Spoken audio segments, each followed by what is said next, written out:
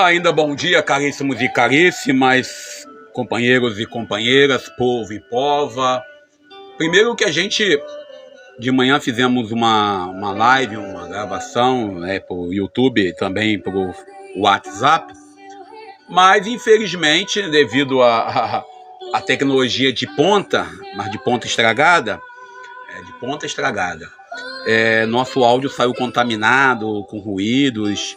Isso está sendo quase que cotidiano. Certamente tem que trocar o equipamento aqui. Algum curto sendo formado, acontecendo em nossos microfones. Então, antes de iniciar essa nossa live aqui, aí hoje eu estou via Facebook, até para poder não perder a mão dessa rede, dessa ferramenta. Primeiro, eu quero agradecer a cada uma pela sua presença, pelo seu apoio. E como estamos no Facebook eu estou um pouco mais acostumado a falar e às vezes levamos um pouco mais de tempo. Em nossa fala pela manhã, nós começamos a falar, né, da delação premiada do tenente-coronel Mauro Cid. E ele, eu posso aqui abusar um pouco mais do tempo, ele falava, né, certamente, que os demais já tinham 4 estrelas, já estavam promovidos e etc e tal, e ele simplesmente estava lascado. Desculpe, o termo é esse, mas eu vou usar esse termo aqui com vocês. E enquanto os amigos, né, os amigos dele, os conhecidos dele, já estavam muito bem amparados. E isso ele foi para a rede. Mauro Cid acusou a Polícia Federal de ter usado de violência ou de chantagem, ou sei lá de quê, para poder ele abrir a boca e fazer a delação premiada. Isso tudo foi noticiado na revista Veja. Veja, paga nós depois, tá? E isso é algo que nós, aí eu falo nós, devemos entender, né, o sistema de delação premiada. A pessoa que vai fazer a delação premiada não é chegar lá e dizer, olha, eu vi roubando. Ele tem que apresentar a sua fala, que seria a prova testemunhal, e aí a justiça vai encontrar a prova documental. Por exemplo, quando ele fala que o ex-presidente tinha autorizado falsificar cartão de vacina e diz ter entregue ao presidente o cartão de vacina da Laura Bolsonaro. Laura, não é isso?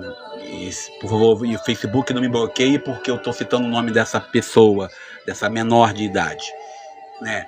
Aí, ou seja, então ele apresenta o fato e tem lá o cartão de vacina de Laura Bolsonaro. Quando ele fala que entregou ao presidente também, o ex-presidente, o cartão de vacina dele e tem lá o cartão de vacina do presidente, do ex-presidente, então ele tem aí elementos, e eu falo isso com conhecimento um pouco do direito, como leigo. Você tem que apresentar documentos comprovando que existe, né, envolvimento da parte da pessoa citada. E ele foi para a rede social, foi lá para a Veja, sei lá, conversando com alguém, dizendo que ele foi forçado a confessar. E nós estamos aí para completar 60 anos do golpe militar, e ele não sabe o que é ser forçado a confessar. Embora ele sendo tenente-coronel, e nós sabemos como que é a formação militar, eu particularmente, como ex-militar, soldado do Exército, eu fui, e conheço bem o ambiente militar um pouco, até que alguns exageros, né, da parte de uns e outros. Ele não foi torturado, pelo menos que a gente saiba, não. Então ele foi levado até o STF para poder explicar por que ele falou aquilo. E aí ele diz, né, o testemunho dele, de acordo com as fontes do G1 para nós depois, que ele não foi torturado, que ele não foi forçado. O juiz que ouvia ele ontem perguntou para ele qual o nome dos policiais que tentaram torturar, e ele diz que não houve nenhum policial da Polícia Federal. Ele se referiu à Polícia Federal como um nome pejorativo, mas lá na hora de dar o testemunho e dizer, olha, fui sim forçado, fui sim colocado, ele só pediu que mantivesse o direito dele com a delação premiada. Bom, ele foi recolhido para a sede, né, para a prisão, para o batalhão de polícia do Exército, lá de Brasília, a fim que ele possa repensar. Porque quando você se dispõe a cooperar com uma investigação, seja ela qual for, exige que você tenha bom senso e não se envolva em nada além daquilo que é previsto. Mas parece que o Mauro Cid, o tenente-coronel Mauro Cid, esqueceu e foi dar entrevista. Então essa é a observação, e a gente fica olhando essa semana que passou, a gente olha claramente que houve aí já, né, um indício, né, que Bolsonaro está envolvido na falsificação do cartão de vacina, e você vê claramente que alguém vai dizer, mas isso é tudo armação para perseguir ele. Tá, gente, se é armação, então vamos ver que aquilo que eu falava isso há 6, 7 anos atrás, a história vai julgar. E a história vai apresentar os fatos.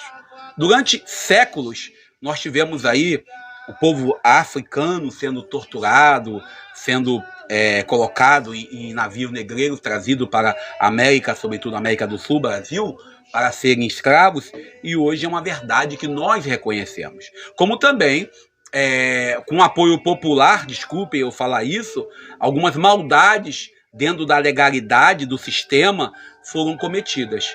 E isso historicamente falando, isso a nível religioso, a nível social, a nível militar mesmo, no caso da revolta da Chibata, que nós podemos olhar. O próprio golpe de 64, quando acontece na época, há uma parcela da população muito grande, manipulada pelas notícias da mídia, manipuladas pelo momento histórico, coisas que alguém tentou fazê-lo, né, dizendo que nós estamos, né, tornando-se uma Venezuela, quando, na verdade, estamos longe de ser uma Venezuela, pois se nós olharmos bem para o projeto de Jair Mentira Bolsonaro, seria, sim, uma Venezuela com um novo Maduro, com um novo Chaves no poder.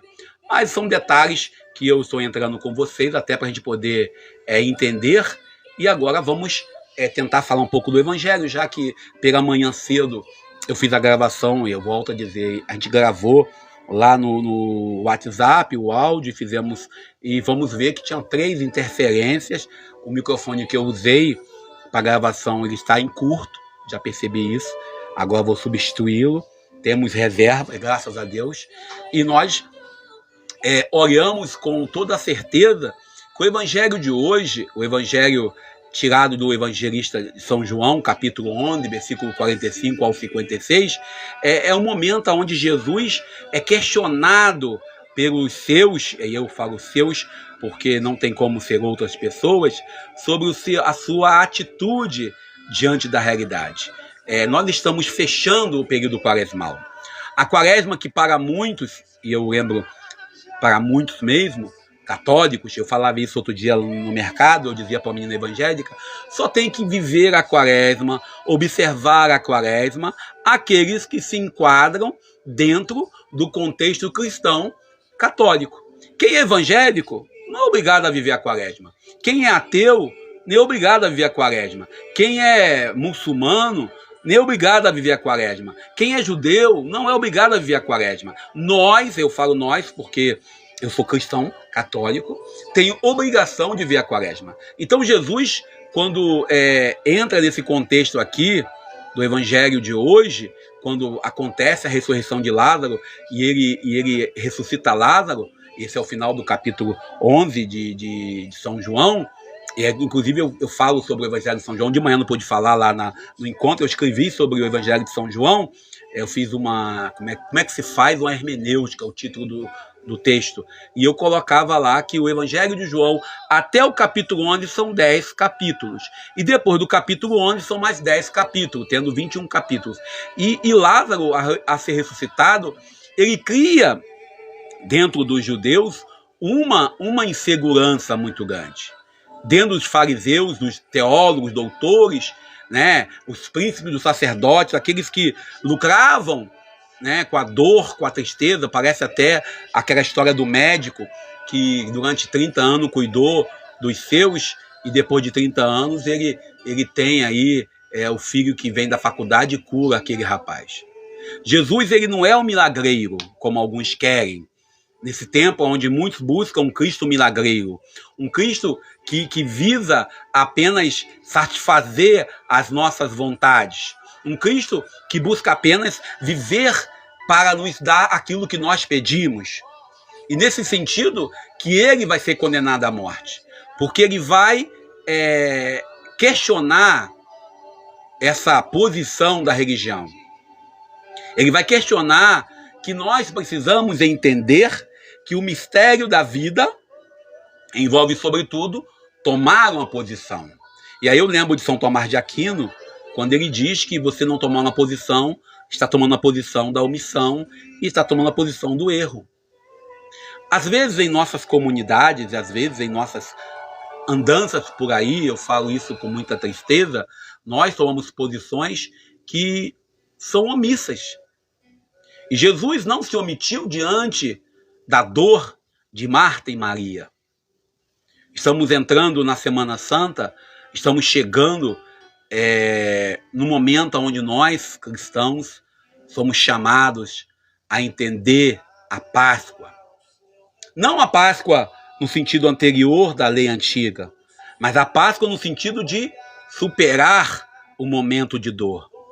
Jesus entregue no tríduo pascal aos poderosos, ele sendo assassinado, não porque ele tinha feito algo errado, mas por ele ter feito o bem.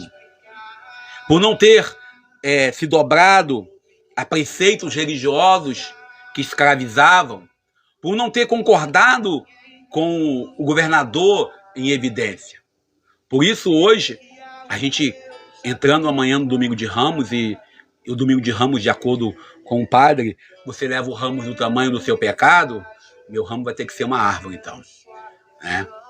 A gente vai entrando nesse sentido e vai olhando para esse caso aqui.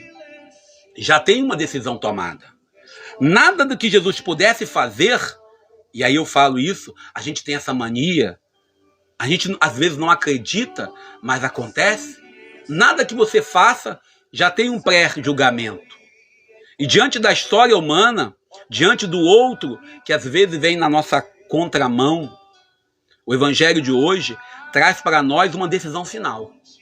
Essa decisão final quase não sai. Acontece porque Jesus mexe em 3 situações na vida. Primeiro, ele mexe no poder do templo. Ele questiona uma religiosidade que está no direito ou não está no direito. Está na Torá ou não está na Torá. Segundo, ele mexe na questão do capital, do dinheiro. Ele mexe na questão da liderança social, quando ele reúne multidões. Por isso, a gente quando entra nesse evangelho de hoje, preparando já a Semana Santa, nos preparando para celebrar o Domingo de Ramos, já sabemos qual o final do filme. Já sabemos qual é a notícia que nós vamos ter. A notícia que nós não queremos ter. Matar Jesus era uma atitude aceitável. Matar Jesus ainda hoje, em nossas comunidades. Outro dia eu estava lá no Hospital dos Servidores, tem uma imagem muito bonita de Jesus, Sagrado Coração de Jesus, do lado de fora, em direção à porta da igreja. Está até aqui no Facebook. Depois, quem quiser, vai procurar aí na minha timeline. Eu colocava que Jesus ele não pode entrar porque as autoridades que diz o representar, e amanhã é dia de você ter isso, padres, diáconos, líderes religiosos com suas capas de valor X, Y, preocupados em apresentar quase que um show, um espetáculo. E aquilo que um tempo atrás ainda diácono Jorge Luiz dizia, nós às vezes nos iludimos com o lúdico, nos iludimos com o show, queremos a teatralização da fé. E esquecemos que essa teatralização da fé deve nos levar a viver, a conviver e a meditar e, de fato, trazer para a realidade as nossas dores e os nossos lamentos. O Cristo crucificado, o Cristo que vai passar pela cruz na semana que começamos amanhã no domingo, o Cristo que vai ser aclamado, Hosana Ei, Hosana A, é o mesmo Cristo que será chamado de falso Messias pela multidão. O mesmo Cristo que vai ouvir o que eu faço com Jesus de Nazaré, crucifica-o. Por isso o evangelho de hoje, quando já está fechado, o evangelho do capítulo 11 de São João, quando Jesus chega e Marta vai até ele, Maria vai até ele e ressuscita Lázaro, ele já está fechado, já está todo redondinho pronto para a condenação. Interessante que no capítulo 10, até no final do capítulo 10, com o início do capítulo 11, Jesus fala para os seus apóstolos: olha, se eu for lá, vão me matar. Mas ele fala das 12 horas do dia, que vem a hora da noite. Por isso nós que estamos aqui vivendo dentro da realidade, vivendo dentro do contexto social, somos convidados, e aí eu falo isso com muita certeza, a olharmos se estamos gritando Hosana e no domingo, que é amanhã, e na quinta-feira, na sexta-feira, quando perguntarem o que fazemos com Cristo Nazaré, as pessoas gritam, crucificam, mate. A gente somos convidados de um jeito ou de outro a tomarmos uma posição.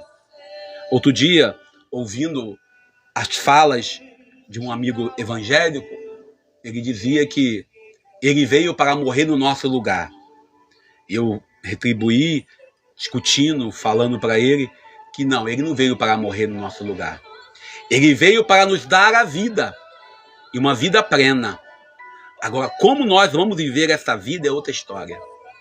O evangelho de hoje, esse evangelho que nós meditamos, né, João capítulo 11, 45 ao 56, é o evangelho que nos faz pensar se nós somos aqueles fariseus, aqueles teólogos, religiosos, príncipes da religião em nossas comunidades, estamos tramando a morte de Jesus, mesmo ele fazendo muito milagre, mesmo ele fazendo coisas boas, ou se somos aqueles e aquelas que estão dispostos a dar a vida por ele.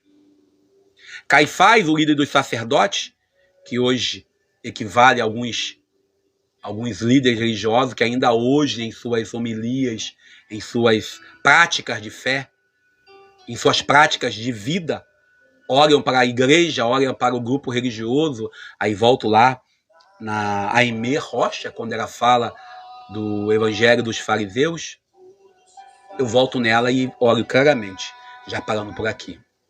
Até que ponto nós não estamos condenando novamente Jesus à morte? Amanhã, domingo de Ramos, vamos à igreja, quem é católico, quem é evangélico não deixe de ir também. Vamos à igreja, mas vamos com uma certeza. E aí, aquilo que eu ouvi do padre, né? Vamos levar o ramo do tamanho do nosso pecado. Vou ter que desmatar pelo menos umas 4 florestas para me levar o ramo certo, porque é muito pecado que eu tenho. Não sei você. Jesus, que vai morrer pela nação judaica. Jesus que hoje nos congrega na unidade. Jesus que hoje nos convida a mergulharmos em nossas fraquezas, em nossas falhas, para juntos superarmos com ele. Também amanhã é o dia da coleta da solidariedade, da campanha da fraternidade. Então não deixemos de participar, não deixemos o fake news lá dos centros da vida aí, o Dom Tosco ou outros centros da vida, que são mais católicos do que o Papa, contaminar o seu discernimento. Deus nos abençoe e nos ajude. Obrigado a você pela presença. Quem puder, comente aí. Se concorda comigo, obrigado. Se não concorda comigo, obrigado por participar, pois quando botamos a cara aqui na rede social, Facebook ou YouTube, qualquer mídia, é para, às vezes, receber um pouco de pedrada. E não tenhamos medo das pedras daqueles que acham que estão mais católicos do que o próprio Papa. Deus nos abençoe e nos ajude. Bom dia ou boa tarde. Depende de que hora você vai ouvir isso. Eu sou Daniel Nonato.